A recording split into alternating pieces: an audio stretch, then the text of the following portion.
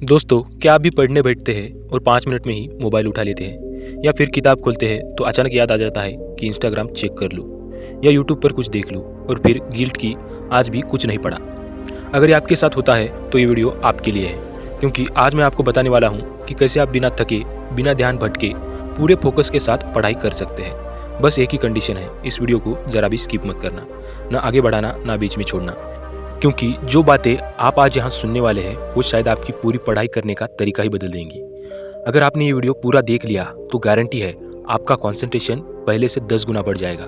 तो चलिए शुरू करते हैं और आखिर तक साथ रहिएगा, क्योंकि आखिरी बात आपकी ज़िंदगी बदल सकती है। और आखिर में मैं वो सीक्रेट बताऊंगा जो आईएएस टॉपर्स और रैंक होल्डर्स हर दिन इस्तेमाल करते हैं, जिससे उनका कंसंट्रेशन कभी टूटता नहीं।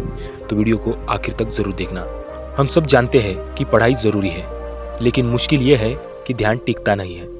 किताब के 2 पेज पढ़ते नहीं कि माइंड कहीं और चला जाता है। लेकिन असली बात समझिए, ये आपकी गलती नहीं है, ये आपके दिमाग का नेचर है।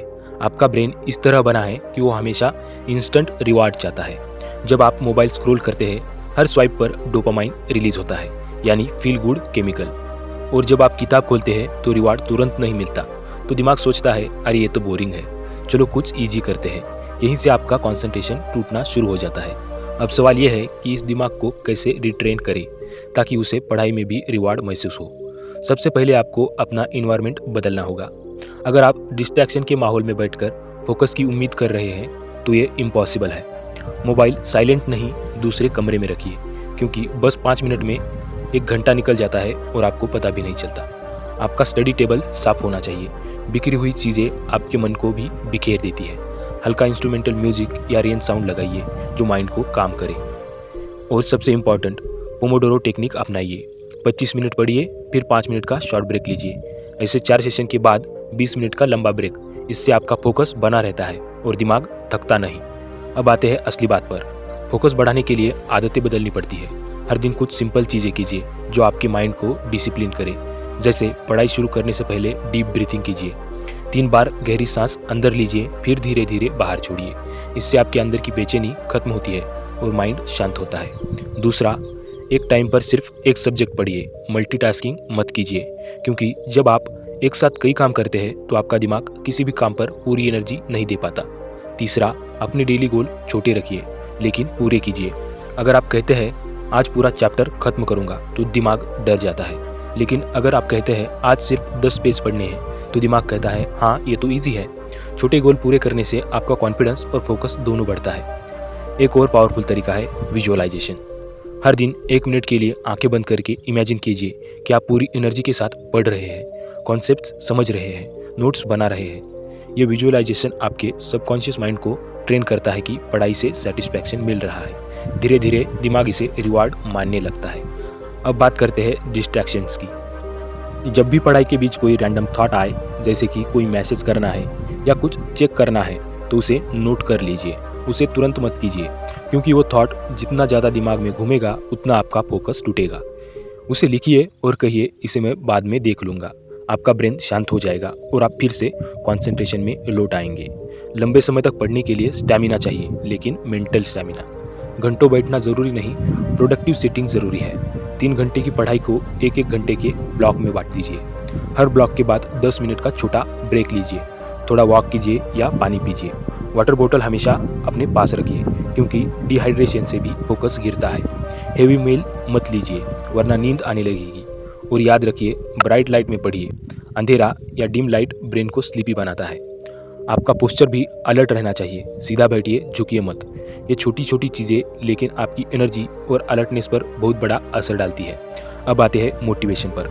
कई बार हमारा फोकस इसलिए नहीं बनता क्योंकि हमें वाई का पता ही नहीं होता।